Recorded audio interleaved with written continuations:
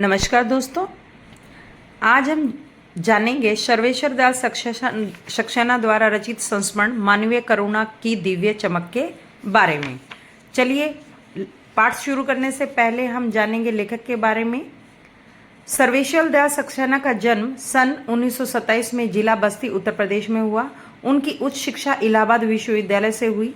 वे अध्यापक, आकाशवाणी में सहायक प्रोड्यूसर, दिनमान में उप संपादक और पराग के संपादक भी रहे और 1983 में उनका आकस्मिक निधन हो गया। वे तीसरे शतक के महत्वपूर्ण कवियों में एक थे। उनके काव्य संग्रह है तीसरा शतक, संपादक अज्ञेय 1969, काठ की घंटियां 1959, बांस का पुल 1963, एक सुनी नाव 1966, गर्म हवाएं 1966, कुआनो नदी 1973, जंगल का दर्द 1976, खूंटियों पर टंगे लोग 1982, क्या कहकर पुकारूं, प्रेम कविताएं, कविताएं 1, कविताएं 2, कोई मेरे साथ चले, मैं गाए और काला कोयल। कथा साहित्य है पागल कुत्तों का मसीहा लघु उपन्यास 1977, सोया हुआ जल लघु उपन्यास 1977, उड़े हुए रंग उपन्यास। यह उपन्यास सुने चौखटे नाम से 1974 में दोबारा प्रकाशित हुआ। कच्ची सड़क 1978, अंधेरे पर अंधेरा 1980। अनेक कहानियों का भारतीय और यूरोपीय भाषाओं में अनुवाद हो चुका है। सोवियत कथा संग्रह 1978 में 7 महत्वपूर्ण कहानियों का रूसी अनुवाद है। द्वारा रचित नाटक है बकरी 1974। इसका लगभग सभी भारतीय भाषाओं में अनुवाद और मंचन हो चुका है। लड़ाई 1989, अब गरीबी हटाओ 1981, अब भात आएगा तथा हवालात। एकांकी नाटक M.K. रैना के निर्देशन में प्रयोग द्वारा 1989 में मंचित। रूपमती, बाज बहादुर तथा होरी घूम मचोरी मंचन 1976। यथास्मरण है कुछ रंग कुछ गंध 1971। बाल कविता है बतूता का जूता 1971, महंगू की टाई 1974। बाल नाटक है भों भों खो खो 1975, लाख की नाक 1989। 1983 में कविता संग्रह खूंटियों पर टंगे लोग के लिए उन्हें साहित्य अकादमी पुरस्कार दिया गया। उनका निधन 23 सितंबर 1983 को दिल्ली में हो गया। चलिए शुरू करते हैं उनके संस्मरण मानवीय करुणा की दिव्य चमक। फादर को जहरबाद से नहीं मरना चाहिए था। उनकी रगों में दूसरों के लिए मिठास भरे अमृत के अतिरिक्त और कुछ नहीं था। उसके लिए इस जहर का विधान क्यों हो, यह सवाल किस ईश्वर से पूछे। प्रभु की आस्था ही उसका अस्तित्व था। वह देह की इस यातना की परीक्षा उम्र की आखिरी दहरी पर क्यों दे। एक लंबी पादरी के सफेद चोगे से ढकी आकृति सामने है। गोरा रंग, सफेद झाई मारती भूरी दाढ़ी, नीली आंखें, बाहें खोल गले लगाने को आतुर। इतनी ममता, इतना अपनत्व इस साधु में अपने हर एक प्रियजन के लिए उमड़ता रहता था। मैं 35 साल से इसका साक्षी था। तब भी जब वह इलाहाबाद में थे और तब भी जब वह दिल्ली आते थे। आज उन बाहों का दबाव मैं अपनी छाती पर महसूस करता हूँ।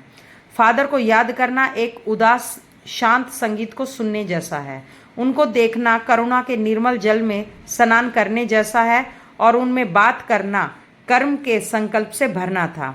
मुझे परिमल के वे दिन याद आते हैं जब हम सब एक पारिवारिक रिश्ते में बंधे जैसे थे। जिसके बड़े फादर बुलके थे। हमारे हंसी मजाक में वह निर्लिप्त शामिल रहते। हमारी गोष्ठियों में वह गंभीर बहस करते। हमारी रचनाओं पर बेबाक राय और सुझाव देते और हमारे घरों के किसी भी उत्सव और संस्कार में वह बड़े भाई और पुरोहित जैसे खड़े होकर हमें अपने आशीषों से भर देते।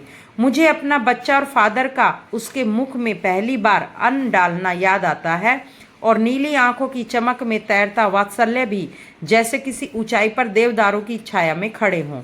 कहाँ से शुरू करें। इलाहाबाद की सड़कों पर फादर की साइकिल चलती दिख रही है। वह हमारे पास आकर रुकती है, मुस्कुराते हुए उतरते हैं। देखिए देखिए, मैंने उसे पढ़ लिया है और मैं कहना चाहता हूँ। उनको क्रोध से कभी नहीं देखा, आवेश में नहीं देखा है और ममता तथा प्यार में लबालब छलकता महसूस किया है। अक्सर उन्हें देखकर लगता है कि बेल्जियम में इंजीनियरिंग के अंतिम वर्ष में पहुंचकर उनके मन में सन्यासी बनने की इच्छा कैसे जाग गई होगी, जबकि घर भरा पूरा था, 2 भाई 1 बहन, माँ पिता सभी थे। आपको अपने देश की याद आती है? मेरा देश तो अब भारत है। मैं जन्मभूमि की पूछ रहा हूँ। हाँ आती है, बहुत सुंदर है मेरी जन्मभूमि, रेम्स चैपल। घर में किसी की याद? माँ की याद आती है, बहुत याद आती है। फिर अक्सर माँ की स्मृति में डूब जाते देखा है। उनकी माँ की चिट्ठियाँ अक्सर उनके पास आती थी। अपने अभिन्न मित्र डॉक्टर रघुवंश को वह उन चिट्ठियों को दिखाते थे। पिता और भाइयों के लिए बहुत लगाव मन में नहीं था। पिता व्यवसायी थे, एक भाई वहीं पादरी हो गया था, एक भाई काम करता है, उसका परिवार है। बहन सख्त और जिद्दी थी, बहुत देर से उसने शादी नहीं की। फादर को एक आध बार उसकी शादी की चिंता व्यक्त करते उन दिनों देखा था। भारत में बस जाने के बाद 2 या 3 बार अपने परिवार से मिलने भारत से बेल्जियम गए थे। लेकिन मैं तो सन्यासी हूँ, आप सब छोड़कर क्यों नहीं चले आए? प्रभु की इच्छा थी, वह बालकों की सी सरलता से मुस्कुराकर कहते। माँ ने बचपन में ही घोषित कर दिया था कि लड़का हाथ से गया, और सचमुच इंजीनियरिंग के अंतिम वर्ष की पढ़ाई छोड़ फादर बुल्के सन्यासी होने जब धर्म गुरु के पास गए और कहा कि मैं सन्यास लेना चाहता हूँ, और एक शर्त रखी, सन्यास लेते समय सन्यास चाहने वाले शर्त रख सकता है कि मैं भारत जाऊंगा। भारत जाने की बात क्यों उठी नहीं जानता, बस मन में यह था। उनकी शर्त मान ली गई और वह भारत आ गए। पहले जीसेट संघ में 2 साल पादरियों के बीच धर्माचार की पढ़ाई की, फिर 9-10 वर्ष दार्जिलिंग में पढ़ते रहे। कोलकाता से बीए किया और फिर इलाहाबाद से एमए। उन दिनों डॉक्टर धीरेन्द्र वर्मा हिंदी विभाग के अध्यक्ष थे। शोध प्रबंध प्रयाग विश्वविद्यालय के हिंदी विभाग में रहकर 1950 में पूरा किया। राम कथा उत्पत्ति और विकास परिमल में उनके अध्याय पढ़े गए थे। फादर ने मातरलिंग के प्रसिद्ध नाटक ब्लू बर्ड का रूपांतर भी किया है, नील पंछी के नाम से। बाद में वह सेंट जेवियर्स कॉलेज रांची में हिंदी तथा संस्कृत विभाग के विभागाध्यक्ष हो गए, और यहीं उन्होंने अपना प्रसिद्ध अंग्रेजी हिंदी कोश तैयार किया और बाइबल का अनुवाद भी। और वहीं बीमार पड़े, पटना आए, दिल्ली आए और चले गए। 47 वर्ष देश में रहकर और 73 वर्ष की जिंदगी जीकर फादर बुल्के संकल्प से सन्यासी थे। कभी कभी लगता है वह मन से सन्यासी नहीं थे, रिश्ता बनाते थे तो तोड़ते नहीं थे। 10 साल बाद मिलने के बाद भी उसकी गंध महसूस होती थी। वह जब भी मिलते दिल्ली आते, जरूर मिलते, खोज कर समय निकालकर, गर्मी सर्दी बरसात झेल कर मिलते, चाहे 2 मिनट के लिए ही सही। यह कौन सन्यासी करता है? उनकी चिंता हिंदी को राष्ट्रभाषा के रूप में देखने की थी। हर मंच से इसकी तकलीफ बयां करते, इसके लिए अकट्ठे तर्क देते। बस इसी एक सवाल पर उन्हें झुंझलाते देखा है, और वो हिंदी वालों द्वारा ही हिंदी की उपेक्षा पर दुख करते उन्हें पाया है। घर परिवार के बारे में, निजी दुख तकलीफ के बारे में पूछना उनका स्वभाव था, और बड़े से बड़े दुख में उनके मुख से सांत्वना के जादू भरे 2 शब्द सुनना एक ऐसी रोशनी से भर देता था जो किसी गहरी तपस्या से जन्मती है। हर मौत दिखाती है जीवन को नई राह।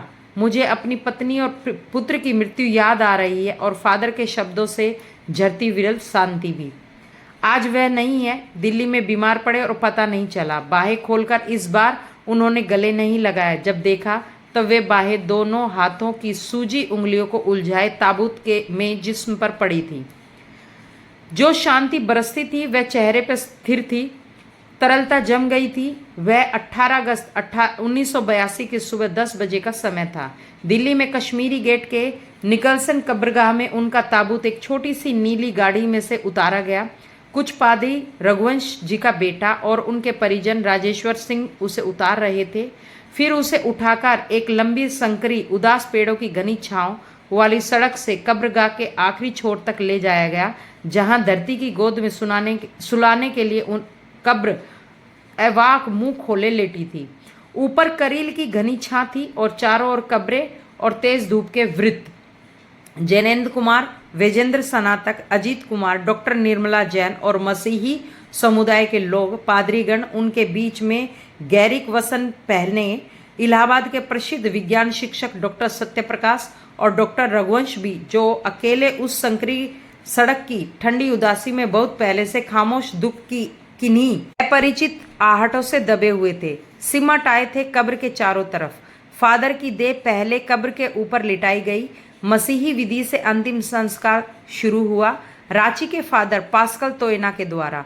उन्होंने हिंदी में मसीही विधि से प्रार्थना की। फिर सेंट जेवियर्स के रेक्टर फादर पास्कल ने उनके जीवन और कर्म पर श्रद्धांजलि अर्पित करते हुए कहा, फादर बुल के धरती में जा रहे हैं, इस धरती से ऐसे रत्न और पैदा हों। डॉक्टर सत्यप्रकाश ने भी अपनी श्रद्धांजलि में उनके अनुकरणीय जीवन को नमन किया। फिर देह कब्र में उतार दी गई।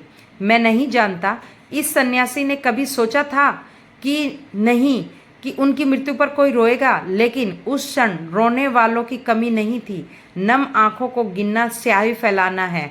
इस तरह हमारे बीच से वह चला गया जो हम में से सबसे अधिक छायादार फल फूल गंध से भरा और सबसे अलग सबका होकर सबसे ऊंचाई पर मानवीय करुणा की दिव्य चमक में लहलाता खड़ा था, जिसकी स्मृति हम सबके मन में जो उनके निकट थे किसी यज्ञ की पवित्र आग की आंच की तरह आजीवन बनी रहेगी। मैं उस पवित्र ज्योति की याद में श्रद्धानत हूँ।